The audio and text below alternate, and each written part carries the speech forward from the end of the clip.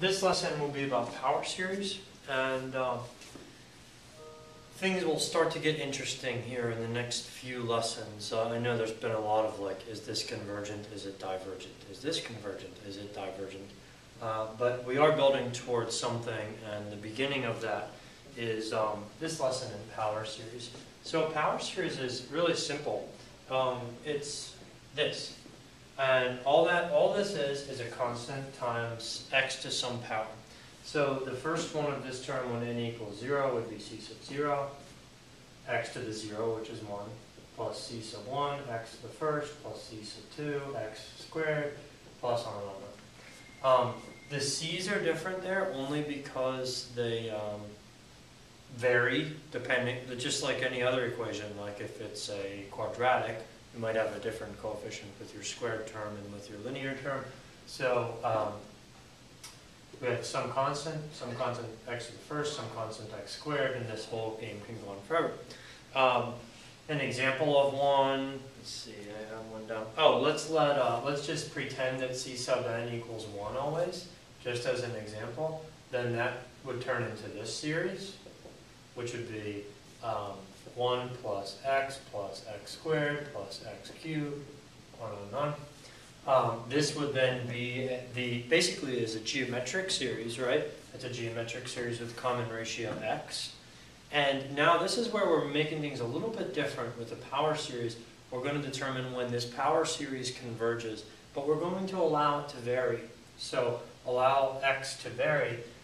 For what x values would this converge? Well, if it's geometric series converge when its common ratio's absolute value is less than 1. So this would only converge, since our common ratio is x every time. This is only convergent for those values, -1 to 1 exclusive, because that would make this a convergent geometric series. So we're just going to allow things to vary now. So now the series at n equals 0 to infinity, this is just a more general form of the one above it. So this would have c sub 0, then it would be x minus a to the 0. We're just going to consider that anything to the 0 is 1. Even if x and a happen to be the same, we're just going to consider that to be 1. So c sub 0 plus c sub 1, x minus a to the first, plus some other constant x minus a squared, on and on and on. Don't worry about this minus a right now, just so that you have the terminology down. We would say this is a power series centered at a. Other terminologies, it could be a power series in x minus a, or the final one would be, it could be called a power series about a. Usually, if you Google around, you'll hear centered at more than anything else, or read centered at more than anything else. And if you're wondering, like, what's the deal there? Well, right now, it's not a huge deal, but soon we'll be writing these infinite series to mirror functions, to represent functions. And if the power series is equal to some function, then just like how we could take the parabola y equals x squared and do x minus 5 squared and move the parabola over 5 units, the same thing will happen here. So it's almost just like you're translating where your function was. But don't worry about it right now. So an example, I'm going to ask, when is this one convergent? So we are still kind of stuck in this seemingly infinite loop of deciding when stuff converges and when it diverges. We're going to apply the ratio test here.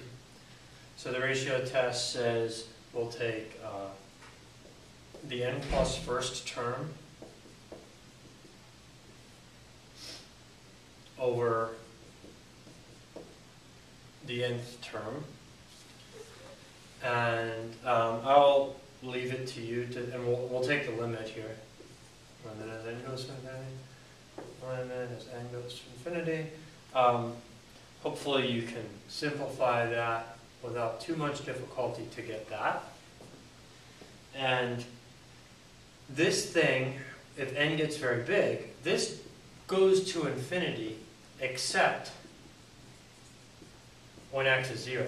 Because if x is 0, no matter how large n is, this whole thing is 0. So we would say this power series diverges except when x equals 0. So we're still applying the tests that we had at our disposal. And notice you didn't even have to worry about that whole, in general, X center or power series centered at a business. Let's do another example.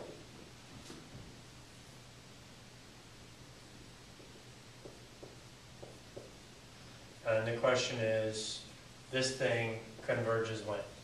Same as the last question.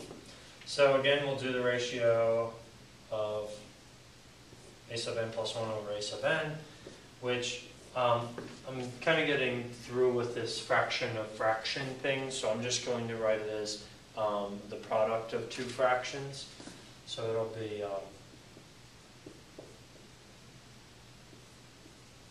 this times this, so I've inverted my second fraction and reciprocated it. And then when you clean that guy up, you get this. That's 1 over 1 plus n times the absolute value of x minus 3.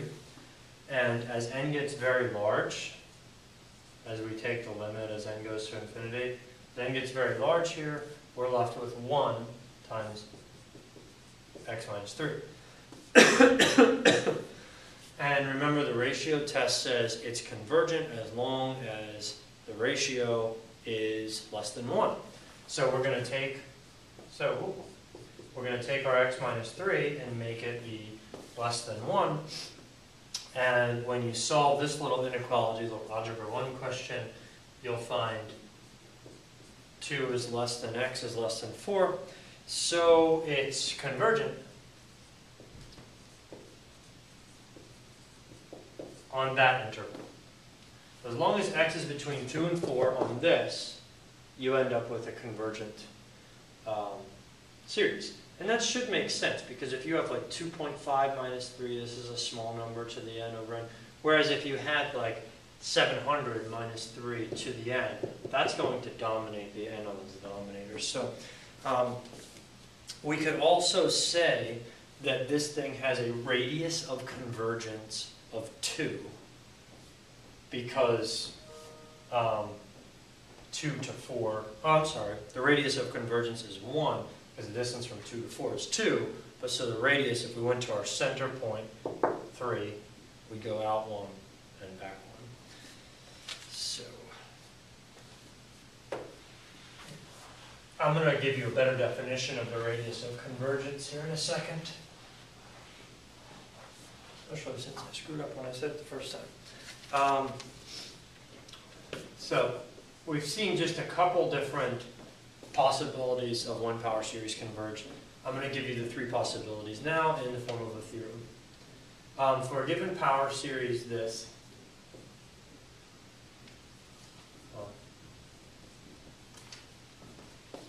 there are 3 possibilities. So either 1, it converges only when x equals a. If that's the case, if x and a are the same, then that would be 0 and the whole thing would be 0. And that was actually the first one I did with you, where we did, let me find the original power series, it was n factorial x to the n, because really the x, picture it as x minus 0 to the n, and we decided the only place that thing converged is when x was equal to 0. In other words, x and a were the same. You might have to go back and look at that to understand what I just said. Another possibility is that it could converge for all x. So for any x value, it could converge, no matter what x is. And then the third possibility is that there is some positive number r, which is a positive, like I say, there exists a real number, a positive real number r, such that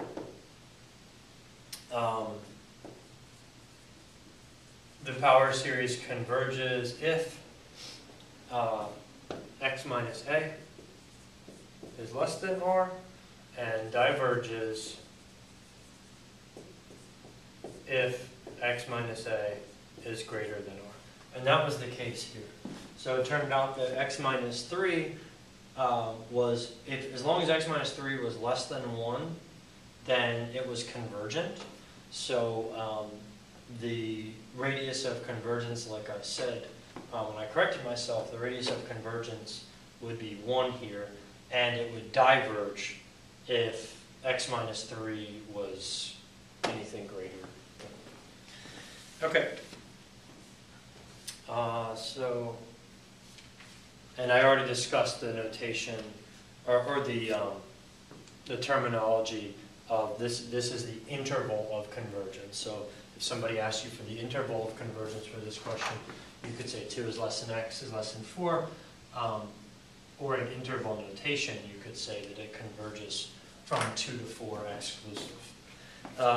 Another side note about this is if it's case 3, when you're dealing with the radius of convergence, as in this problem, we say that it's convergent from 2 to 4 exclusive, so not including 2 and not including 4. And then it's divergent outside of that interval. But you'll notice that there's not an or equal to on the r here. That's because anything can happen at the endpoints of the interval. It could converge, it could diverge. So that is not part of our theorem. Okay. We'll do one more example and we will call it a lesson.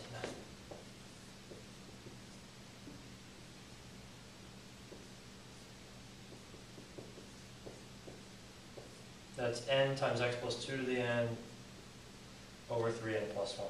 So we're going to apply the ratio test again here. And as I did in the previous question, I'm going to write them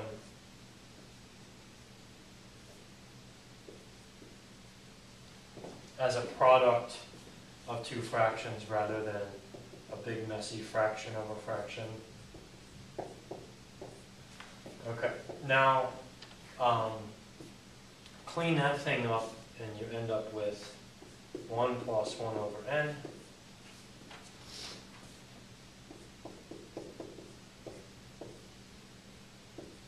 times the absolute value of x plus 2 over 3. And at this point now, we'll take the limit.